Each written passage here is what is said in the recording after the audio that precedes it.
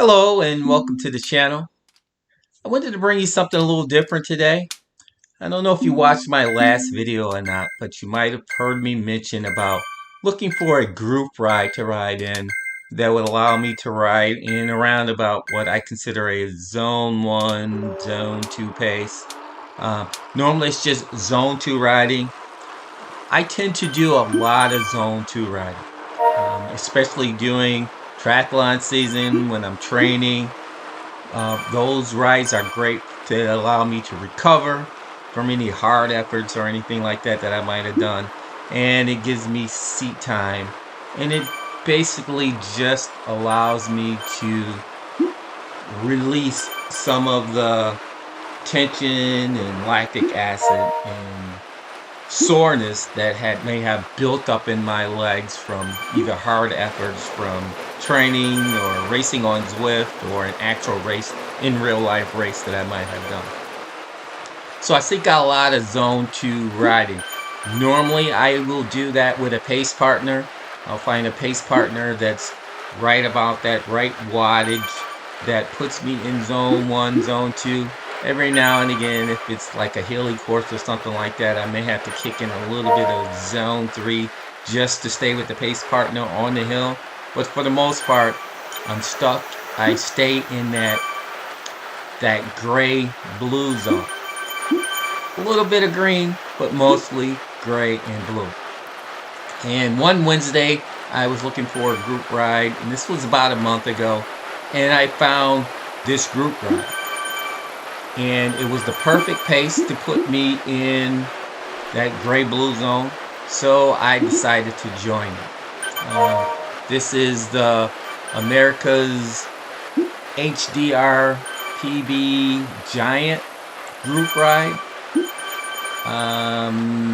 I'm thinking the P/B might stand for presented by. So this is really a giant ride. Now, I've done giant rides in the past, giant group rides in the past, and enjoyed them. But I found this one on a Wednesday, and that's actually what the AHDR stands for. The A is for America's or Aussie, and the AHDR stands for Hump Day Ride. And this was a Wednesday ride. You know, everybody knows that Wednesday is Hump Day. So I jumped into this group ride, and it was my first time in this particular group ride.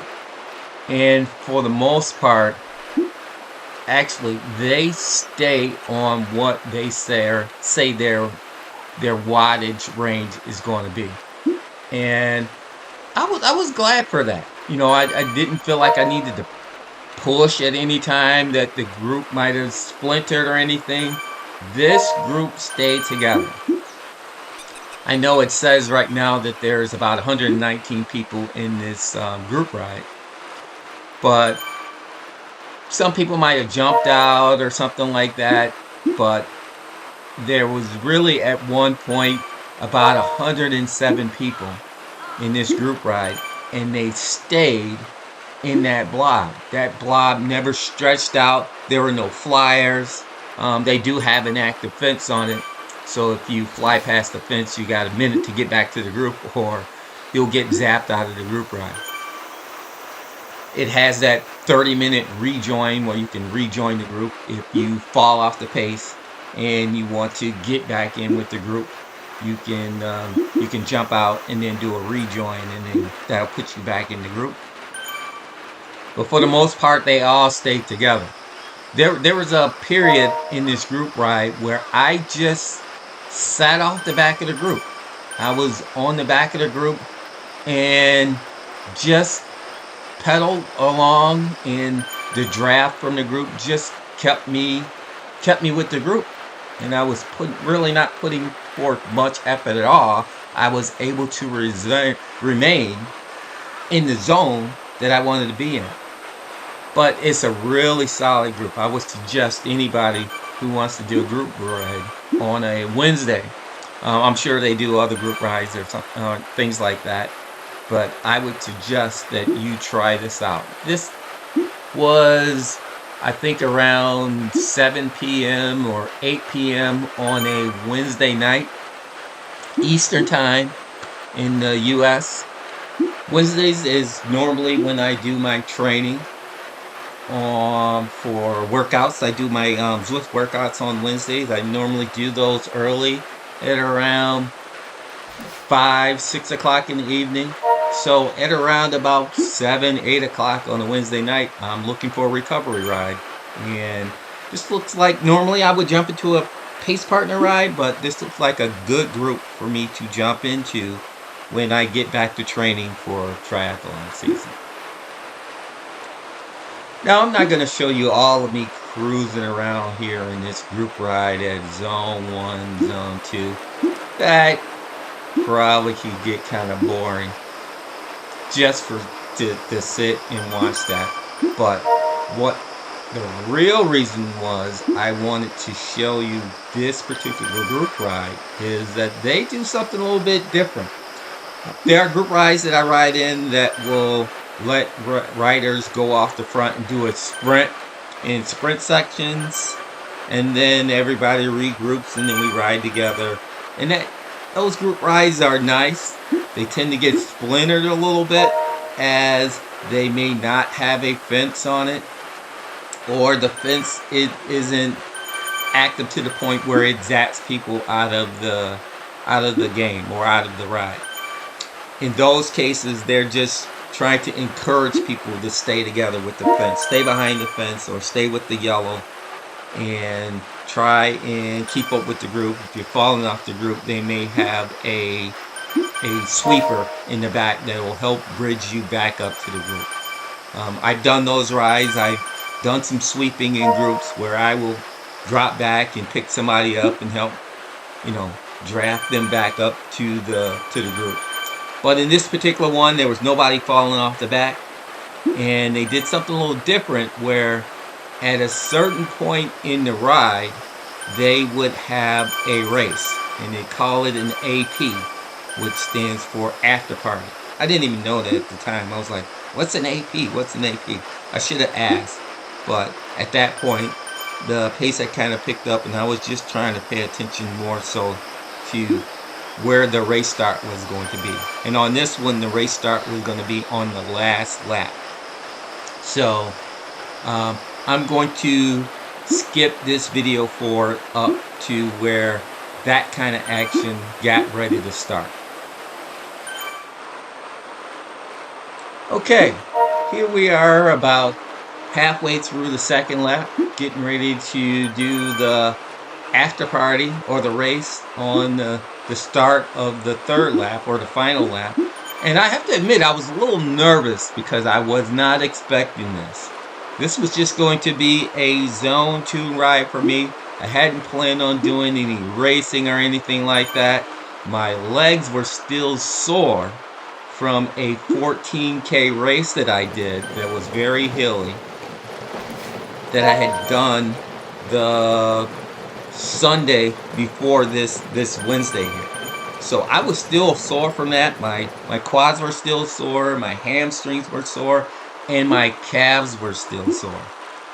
But that initial ride that I did for this, that initial, I'm going to say, lap and a half, actually loosened me up, warmed me up, made me feel a little bit better. But I had not planned on racing, so I didn't know how this was going to turn out. There was also, I didn't do any scouting beforehand like I normally do on a race, where I go to Z-Power and find out who are the sprinters or who are the power guys or who are the 5-minute guys who can go along. Didn't do any of that. And this is a group ride, so even though I know I follow a few people that are in this group ride, some I know very well that I've ridden with for probably like 2 years now, that I've known from other group rides and that I've raced against and that I have sprinted against. Some of those guys I know, but as far as the group itself, no clue. No clue what to expect from this race. So I was a little nervous, and I think my heart rate got a little bit elevated because of that nervousness. But I wanted to make sure that I started at the right time. You had to be behind the leader when the race started. He's the guy with obviously the yellow amulet over him, and you had to be behind him at the start. Now, if you look in the top right-hand corner, you'll see the little mini map of the riders and where we are. You can see the little red fence up ahead of us, and I like to always keep that mini map in this particular view. It's sort of an angled view. I call it a 3D view, where you can see further up ahead in front of you, and you can always see when there's an actual arch that's coming. So if there's an arch at the start of that lap, I can actually see that come. So I use that to my advantage in pretty much all my races. I always have it in this particular view, where I can see where all individual riders are, the majority of the riders that are within my group or within my distance. And I can see what kind of turns are coming before we get to an arch. So if it's a quick turn, it goes right into an arch, I'll know that that's coming before the arch comes. So I tend to always look at that map. So I was a little nervous. I kept looking over. I was like, okay, when is this arch coming? When is this arch coming? Because I wanted to be ready. I wanted to make sure that I got up far enough to be close to the leader, but not ahead of him, but not too far back where I'm starting behind a bunch of other riders. And I didn't know how fast they were going to go out. So I had to be ready. I didn't want to have a gap form where I had to do a bridge in the beginning just to get up to the guys that are racing. So I wanted to make sure that I was in the perfect position to start this race or to start off this lap when the leader was close to the start of that lap, if that makes sense. So all those little nerves are going through me. I know that there's one rider in here that I know from previous races. We followed each other for a long time. We sprinted together. We've done a bunch of group rides together, especially in the USMCS group rides. I've done a ton of those. Those are the ones that have those sprints in them, where somebody will they will let you go on the sprints, but then rejoin the group. So I've done a lot of those, and I've done a lot of sprinting in those groups. So I know the guy that's in this group. His name is Dennis. He's with Team WOB.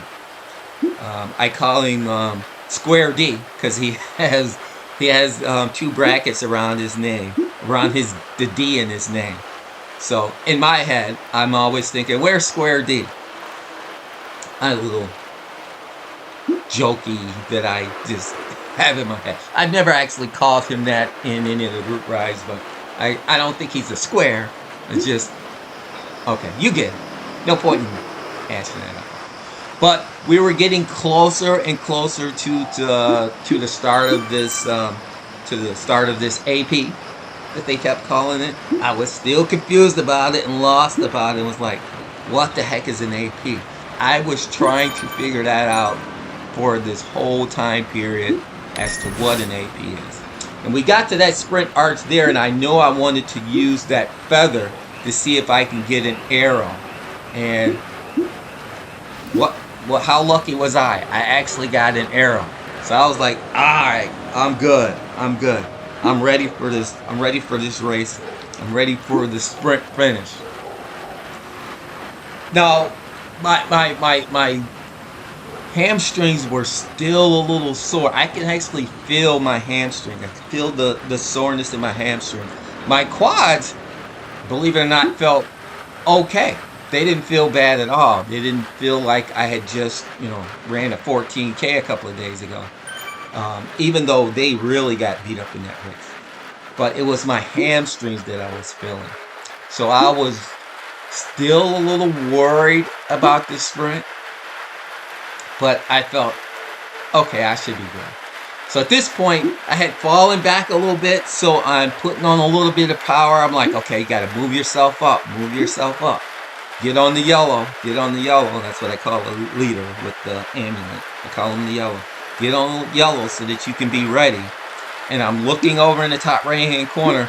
and I can see that arch. I can see where that arch is. I can see that arch getting ready to come. So I'm like, okay, you know this. And I've been on this course, this particular course. I've raced this course a lot. So I actually know where I am.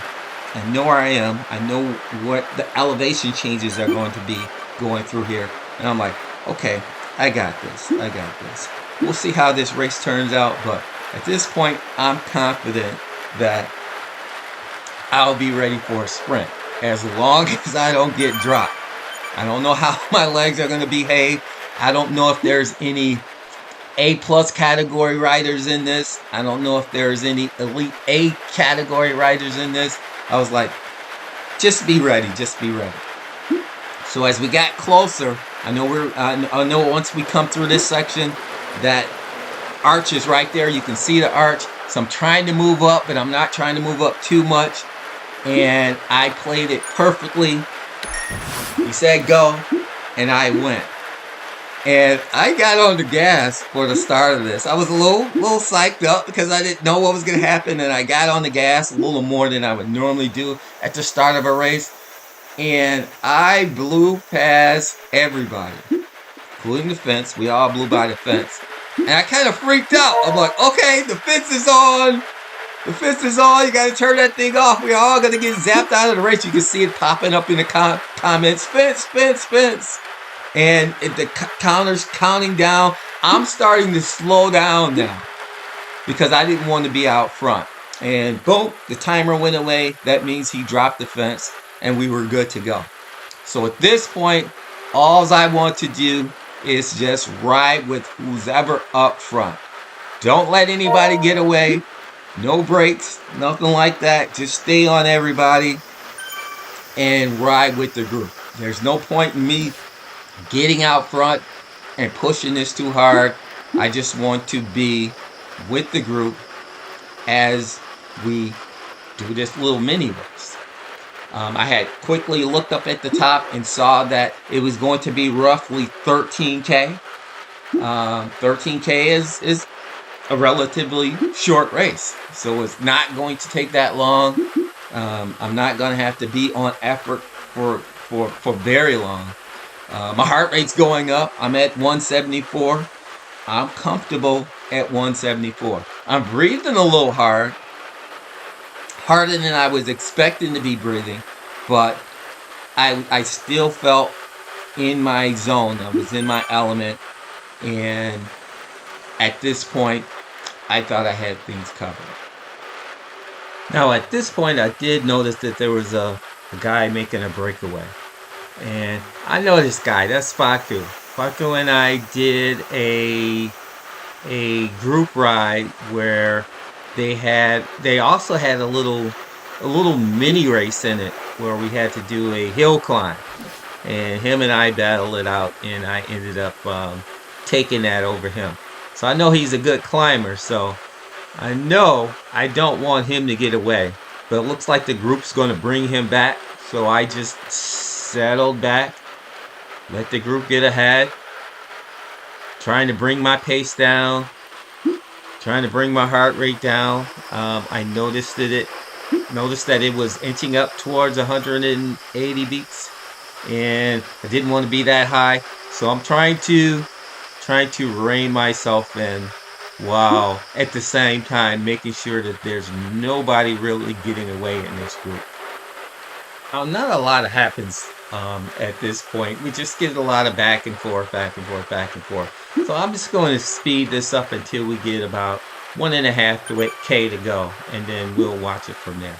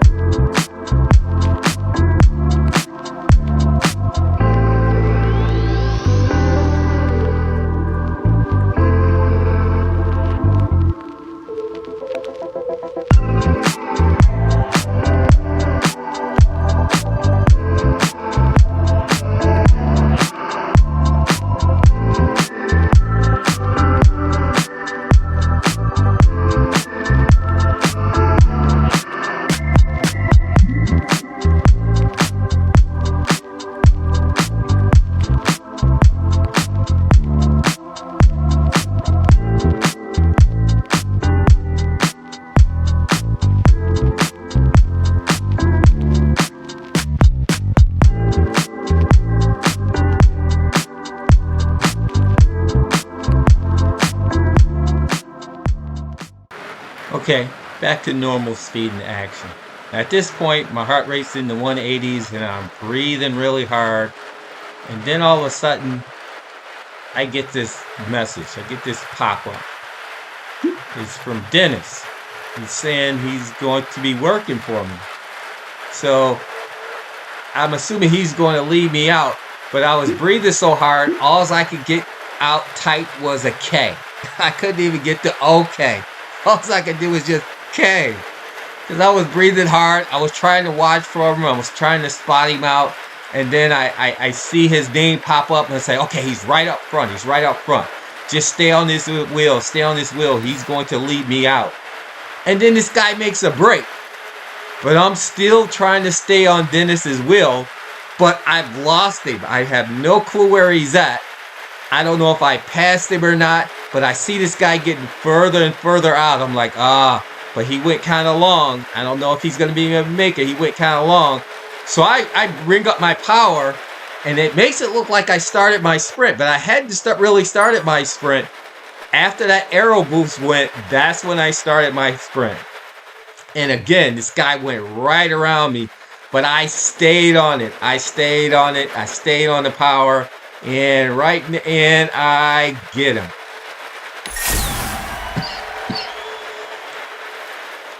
Woo! That was a close one. And just like always after my sprints, I give so much effort, I can barely breathe. I'm scrambling.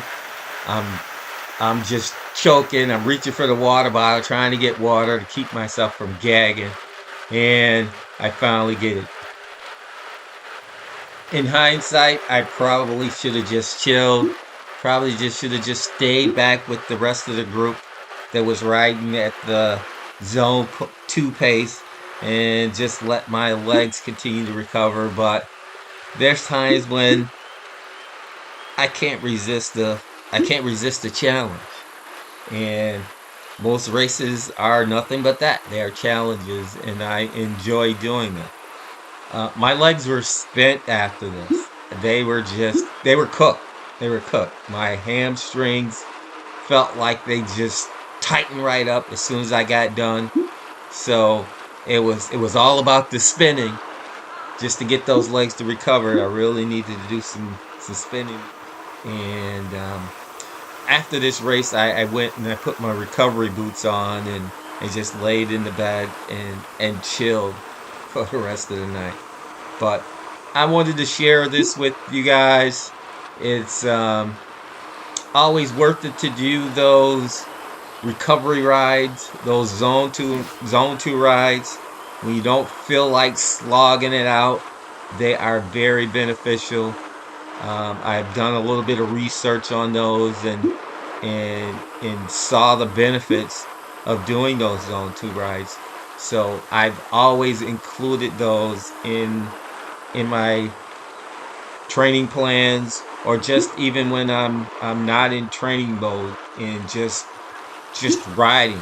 I'll get out there and I'll do at least an hour, sometimes an hour and a half, and I've gone 2 hours where I do those zone 2 rides because I do feel like they pay off. So I wanted to share this with you. Hope you enjoyed my video. I'll see you in the next one. Peace.